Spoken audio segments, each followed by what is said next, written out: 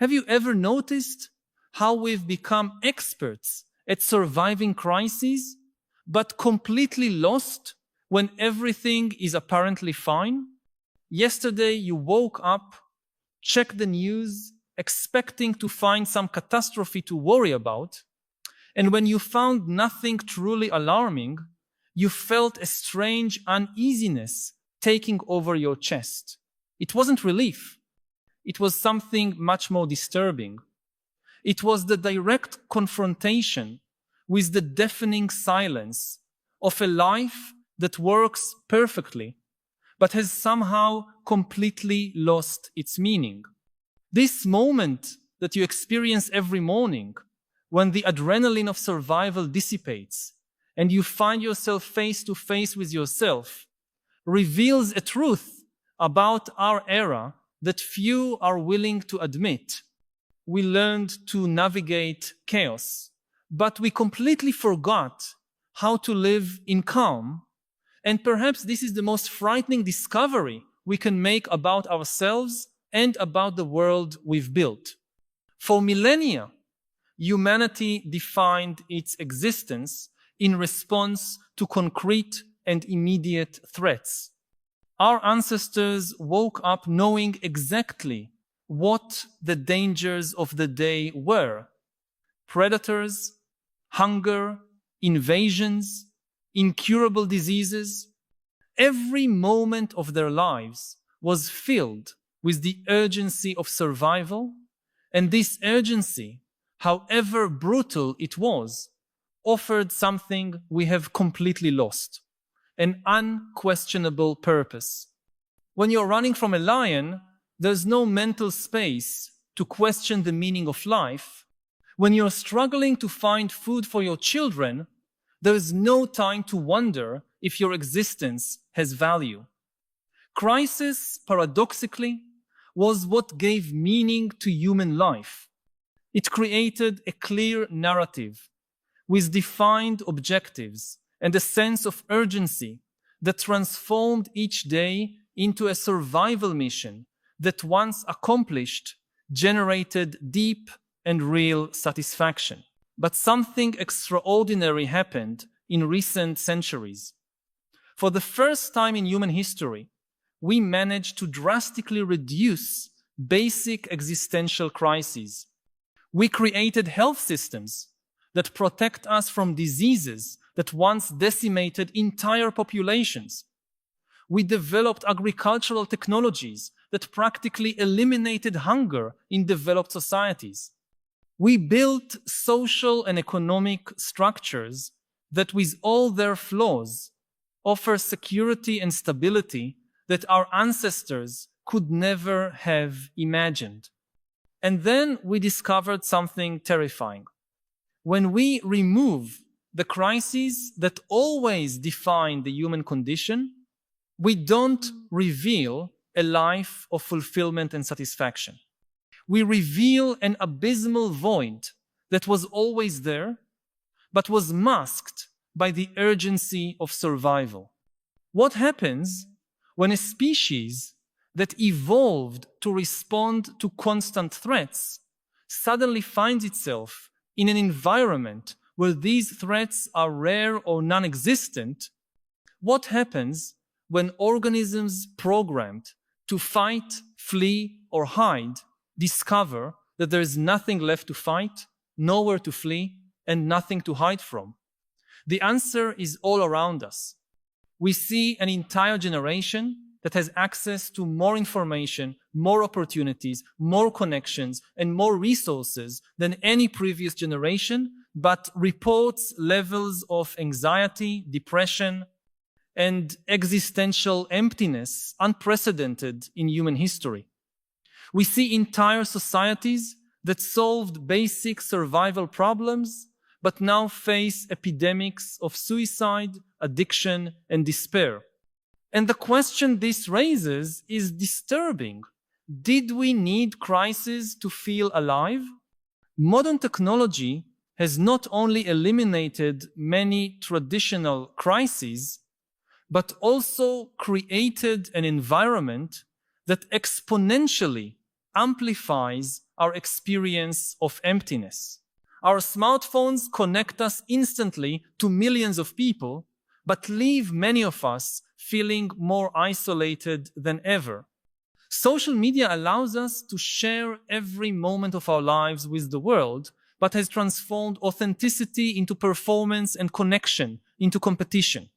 Sophisticated algorithms can predict our desires with frightening accuracy and deliver exactly what we want before we even know we want it. But this process leaves us with the disturbing feeling that our choices aren't really ours. We live in an age when we can do anything, go anywhere, be anything, but this infinite freedom, instead of liberating us, paralyzes us. When everything is possible, nothing seems necessary. When all doors are open, we lose the ability to choose one and walk with conviction. Artificial intelligence promises to solve our remaining problems, automate our work, and optimize our decisions. But every problem it solves reveals another, deeper problem. When machines can do what has always defined human work, what's left for us to do? When algorithms can make better decisions than us in almost every area, what is the unique value of human consciousness? And when intelligent systems can convincingly simulate relationships, creativity, and even love, what makes us special as human beings? The honest answer is that we may not know. And perhaps this uncertainty is precisely what's consuming us from the inside. The cruel paradox of our era is that we created a world that works so well that it made us question whether we need to function within it. We solved so many external problems that we finally had to confront the internal problem that was always there. The question of what really matters when you remove all the struggle for survival. And we discovered that most of us don't have a satisfying answer to that question. We spent so much time learning to solve crises that we never learned to create meaning. We became so efficient at reacting to external problems that we forgot how to cultivate a rich and substantial inner life. Notice how we react when real crises emerge. During the pandemic, many people reported that despite fear and uncertainty, they felt more connected to a purpose than they had in years. There was something to fight for, something to protect, something that really mattered. People rediscovered the importance of family, community, health, genuine relationships. For a moment, priorities became crystal clear. And then, when the crisis passed, many found themselves back to the same emptiness as before, but now with the painful memory of what it was like to have a life with clear purpose. This reveals something fundamental about human nature. We're not made for the absence of challenges. We're made for the presence of meaningful challenges. But here's the twist that can transform our understanding of all this. Perhaps emptiness isn't a problem to be solved, but an opportunity to be embraced. Perhaps we've reached a moment in human evolution where our task is no longer to fight for physical survival, but to fight for the conscious creation of meaning. Perhaps the emptiness we feel isn't a failure of our system, but the necessary space for the next phase of our evolution as a conscious species. For the first time in history, we have the luxury of choosing our own challenges. We can consciously decide what's worth fighting for, what's worth preserving, what's worth creating. We no longer need to accept the challenges that nature or necessity impose on us. We can become the architects of our own purpose. But this requires a skill that our species has rarely had to develop. The ability to create meaning from nothing, to choose values from total freedom, to find direction in the absence of external coercion. I want to pause for a moment to ask, do you also feel this conflict between the security we've conquered and the emptiness it sometimes reveals? This feeling that despite living in the most prosperous and safe period in human history, something essential seems to be missing? I know it can be difficult to admit this in a world that constantly tells us we should be grateful for everything we have. But perhaps it's exactly this pressure to always be satisfied that prevents us from recognizing a fundamental human need, the need to grow, to face challenges, to create something greater than ourselves. If this feeling resonates with you, share your experience in the comments. It can be as simple as writing, "I feel this emptiness when," and fill in with your personal experience. Your honesty might be exactly what another person needs to read to understand they're not alone in this search for meaning in a world that has solved so many problems but somehow lost its soul in the process. The issue isn't to return to the crises of the past or romanticize suffering. The issue is learning to create constructive crises, challenges that we consciously choose because they make us grow, connect us with something greater than ourselves, and give us the experience of being alive in a way that goes beyond mere survival. This could mean dedicating your life to solving problems that really matter, even if no one is forcing you to do so. It could mean building deep and authentic relationships in a world that facilitates only superficial connections. It could mean developing skills and knowledge, not because you need them to survive, but because the process of growth itself is what gives texture and flavor to the experience of being alive. The greatest challenge of our era isn't technological or economic. It's existential.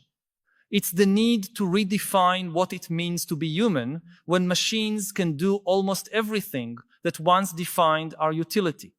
It's the need to find purpose when survival is guaranteed. It's the need to create community when technology allows us to live completely independent lives. It's the need to cultivate wisdom when we have access to all information, but little understanding of how to use it to live well. Perhaps true human evolution has always been about this. Perhaps all our history of technological and social progress has been to bring us to this moment when we finally have the freedom to consciously choose who we want to be and how we want to live.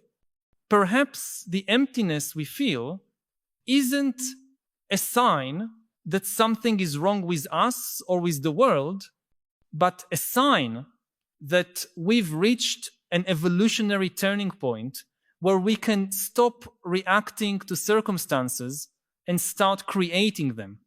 This is both a terrifying and exciting responsibility.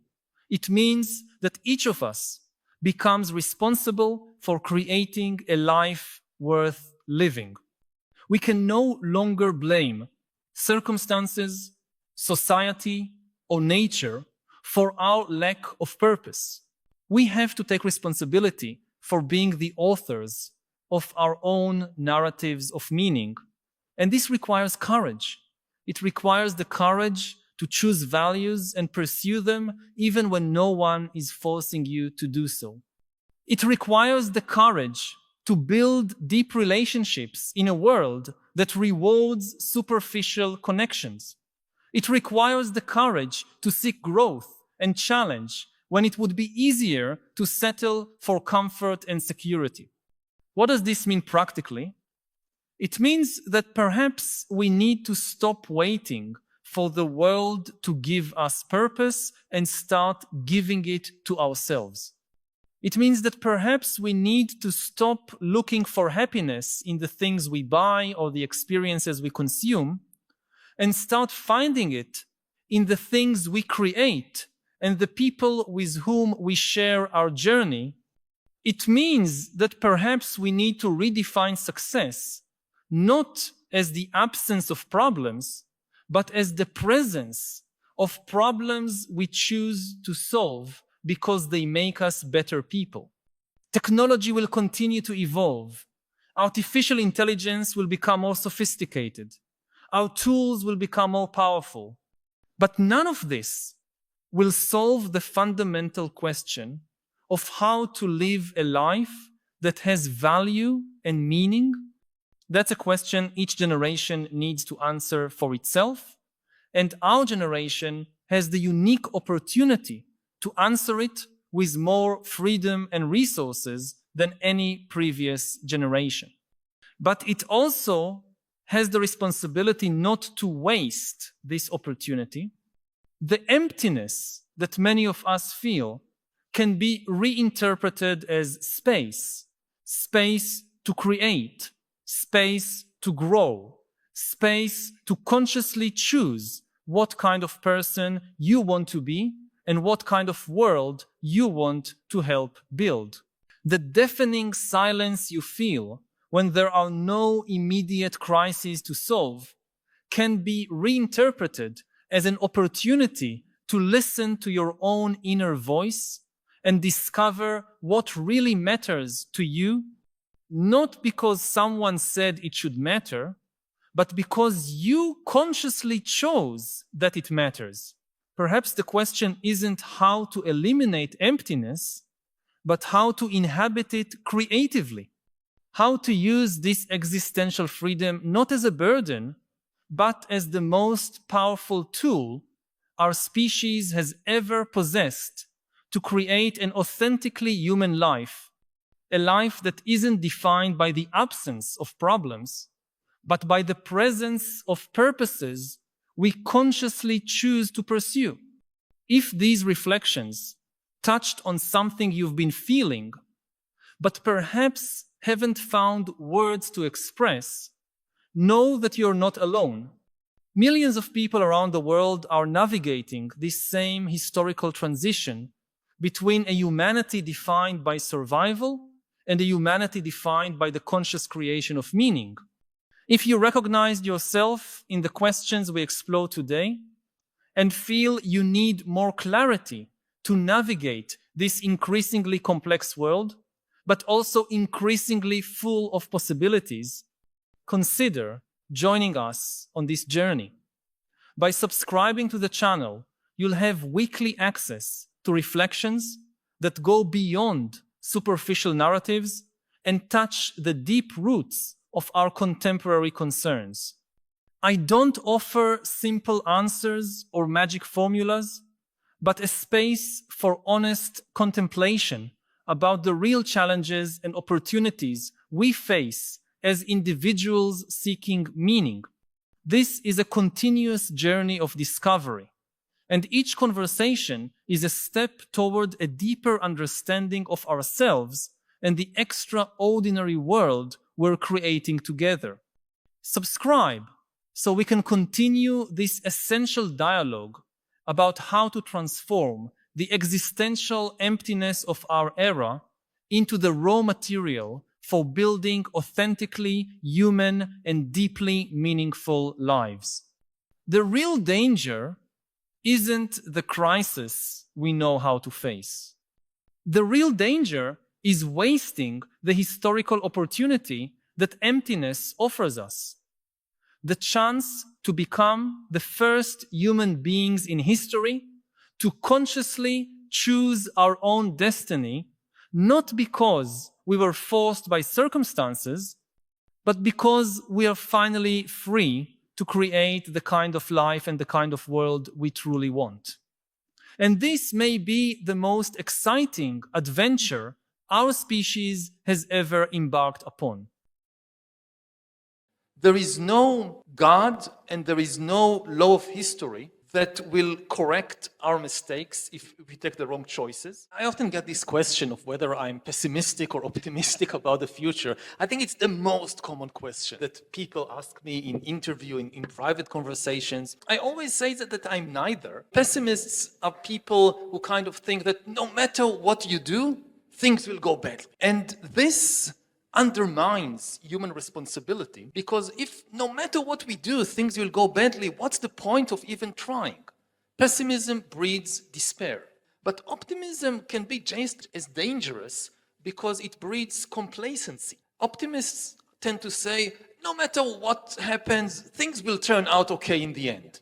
And then if this is the case, again, we don't need to take responsibility, because whether we act or don't act, whether we think very deeply about what we do or we just do the first thing that comes up in our mind, things will turn out okay. And I try to find a middle path of being responsible, which is not optimist or pessimist. It's realizing there are different futures possible ahead of us. We can draw a map of different futures, some good, some bad. Nothing is determined. There is no God and there is no law of history that will correct our mistakes if we take the wrong choices. We are not doomed. We have immense power. We have immense resources, knowledge. We can do the right thing, but there is no guarantee. Enough people need to make good decisions in order to reach the right destination. If you only give a company or an algorithm the goal of increasing production, which in social media means increasing engagement, produce more time spent on the platform, this will not regulate itself. And here we need intervention of government to regulate it. And the two most obvious regulations, first of all, companies should be liable for the actions of their algorithms. The companies constantly try to confuse people by saying this is against free speech. The government wants us to censor our users. And this is, I think, deliberate obfuscation, deliberate confusion. The issue is not what the users are doing. The issue is what the algorithms of the company are doing. If somebody publishes a hate-filled conspiracy theory, at least my personal opinion is that except in very extreme circumstances, it should not be censored and the person should not be punished. The problem is not with the human being who published this hate-filled post. The problem is that the Facebook algorithm or the TikTok algorithm now takes this post and deliberately shows it to millions of other people because it assumes that it will increase engagement. This is the problem. There's already lots of people who are spending hours and hours and hours a day talking to and interacting with their AI best friends, their AI lovers, etc. That's only going to get way more sophisticated. Absolutely. And I think those folks, and I'm not excluding myself. Who knows? I mean, I don't mean to other them. I think it's going to be very, very common. We're all going to get really emotionally attached to these AI characters that we interact with. And I think it's going to feel very natural to start talking about AI rights, comparing it to civil rights. And I'm quite concerned that if we go down that road, it could be very perilous, that affordance of those rights could go hand in hand with some of the worst dystopian outcomes that you describe in your book. Yeah, I completely agree. I mean, I think one of the major things about AIs that we will see is that it will be able to create intimate relationships with human beings. Yes. I don't necessarily mean sexual, could be also sexual, but intimate relationships. Oh, it'll be sexual. That's not all it'll be, but... Yeah, some.